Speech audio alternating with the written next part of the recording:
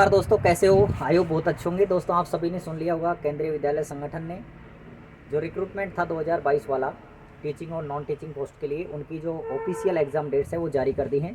कुछ लोगों में खलबली मच गई कि यार इतना जल्दी केवीएस ने कैसे एग्ज़ाम डेट जारी कर दिया है ना, बहुत कम समय बचा है, घबरा रहे हैं लोग। लेकिन दोस्तों, आपको पता है संगठन ने पहले ही जल्दी जल्दी काम करता है। संगठन केवीएस के बारे में ये है, बहुत जल्दी काम करता है। और मैंने 1 महीने पहले एक वीडियो बनाया था, उसमें ऐसी संभावना जताई थी कि 15 मार्च तक आपका एग्ज़ाम करवाया जा सकता है। और अगर 15 मार्च तक नहीं होता है तो लगभग ये जाएगा मई में फिर, है ना। तो इस वीडियो का लिंक भी मैंने डिस्क्रिप्शन में डाल दिया है, आप उसे देख सकते हैं। दूसरा, अब आप घबराए नहीं, क्योंकि ज़्यादातर यूट्यूबर यही कर रहे होंगे, क्या हो गए ये, है ना, आप चौंक गए होंगे, इतना कम समय मिल रहा है। लेकिन अब देखिए, आपको क्या करना है। बहुत हवा चल रही है ना आज यहाँ पे, और मौसम भी मतलब अंदर जाएँ तो सर्दी लगती है और बाहर आएँ तो धूप, ऐसी स्थिति बनी हुई है यहाँ पे, है ना, मणिपुर के अंदर। तो फ्रेंड्स, मैं जब ये डेट्स आई थी ना, तो स्कूल में था, मन किया यार जाने के बाद, छुट्टी के बाद आपके लिए एक वीडियो लेकर आएंगे, ताकि बच्चों के अंदर जो भ्रम है, जो डर है, उसको ख़त्म किया जा सके।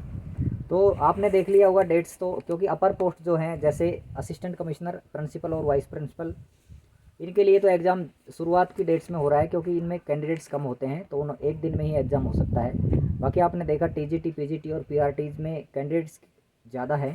इसके अलावा नॉन टीचिंग पोस्ट जो है जेएसए, इनके अंदर भी कैंडिडेट्स की संख्या ज़्यादा होगी, इसलिए इन्होंने एग्ज़ाम को 2-3 दिन या 5 दिन, 7 दिन, 8 दिन चलाया है।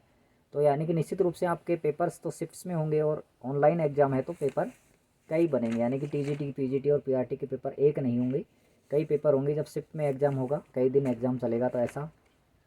और पेपर जो आपका है सीबीएसई कंडक्ट करवा रही है, तो निश्चित रूप से आप समझ के चलो कि ऑन टाइम होगा। अब यहाँ पे क्या है, जैसे ही डेट शीट आती है ना, तो कुछ कैंडिडेट्स की मांग होती है कि डेट आगे बढ़ाई जाए, और यूट्यूबर भी ऐसे बोलेंगे कि ये तो बहुत जल्दी जारी किया है ना, एग्ज़ाम डेट आगे होनी चाहिए। लेकिन आप निश्चित रूप से जितने भी दिन आपके पास बच रहे हैं, वो चाहे 20 दिन है, चाहे 25 दिन है, आप अकॉर्डिंग टू द टाइम अब अपनी स्ट्रेटेजी बना लीजिए। अब मैं आपसे क्या कहना चाहता हूँ, आपका समय बर्बाद नहीं करूँगा।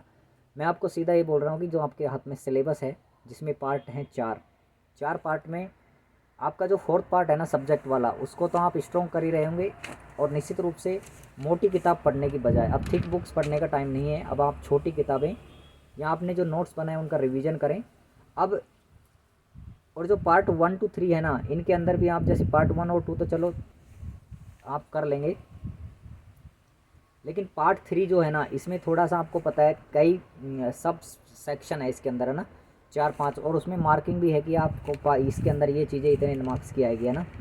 तो वहाँ पे आप देख लीजिए, पूरा सिलेबस कवर करने की बजाय अब आपको क्या करना चाहिए, 70% या 80% सिलेबस को कवर करते हुए उसको रिवीजन करना चाहिए, बार बार रिवीजन करना चाहिए, क्योंकि कंपटीशन इतना आसान नहीं है। कुछ लोग कहेंगे कि यार बहुत कम हो जाएगा, लेकिन नेगेटिव मार्किंग भी नहीं है, ठीक है। और कई स्टेट्स में वैकेंसी हैं, जैसे राजस्थान की बात करके चलो तो लगातार वैकेंसी आ रही हैं। तो स्टूडेंट लगातार 2-2.5-3 साल से तैयारी कर रहे हैं, तो अगर इस एग्ज़ाम में वो बैठते हैं तो उनकी ऐसा नहीं कि वो तैयारी नहीं कर रहे हैं, वो लगातार तैयारी कर रहे हैं, क्योंकि जो लगातार तैयारी है ना, वो ज़्यादा मतलब यूज़फुल होती है। अब 10-20 दिन में तो आप तैयारी तो करते हैं, लेकिन वो चीज़ नहीं मिल पाती जो हम 2.5-3 साल से तैयारी कर रहे हैं। कंपेयर थोड़ी हो सकता है 2.5 साल की तैयारी और 2.5 महीने की तैयारी में, ऐसा तो नहीं हो सकता। 2.5 साल वाला तो निश्चित रूप से अपना जो नॉलेज है उसको कई बार रिपीट, नॉलेज को परमानेंट कर चुका होता है।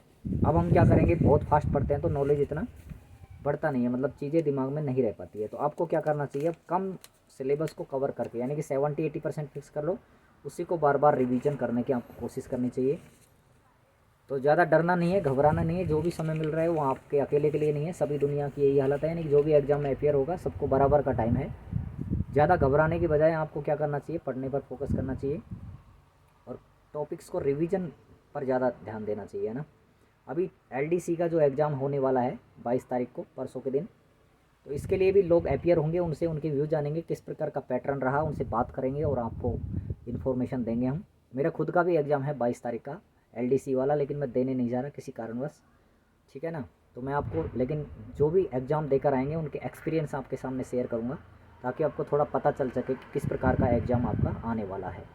तो दोस्तों, ऑल द बेस्ट, टेंशन मत लीजिए, पढ़ाई में लग जाइए, जितना भी समय उसका यूज़ कीजिए, है ना। क्योंकि अब आप बार बार कन्फ्यूज़न होने का फ़ायदा नहीं है, सेलेक्ट मैटर करके उसको ही रिवीजन करें, इसी में फ़ायदा है आपका। तो मिलते हैं दोस्तों आगे और बढ़िया इन्फॉर्मेशन के साथ, तब तक के लिए नमस्कार, बाय बाय।